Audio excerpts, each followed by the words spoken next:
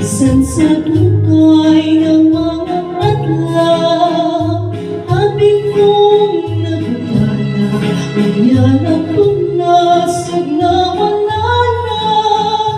Nagpabilin sa hipagpon na buhay saksi sa kumata. Dito na tao ang ating gumangagibalaan na kung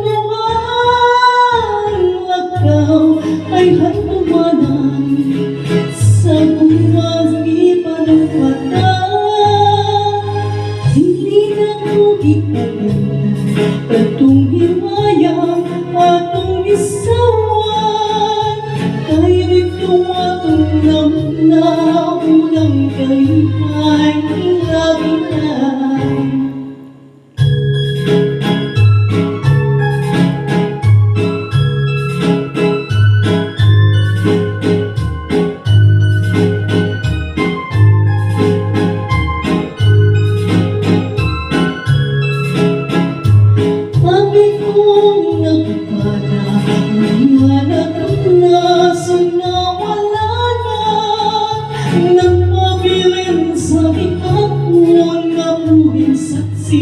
Sa bukmata nito na tao ang ating gumangagibalaan na kung nawang agaw ay hantumanan sa gumangibalupatan.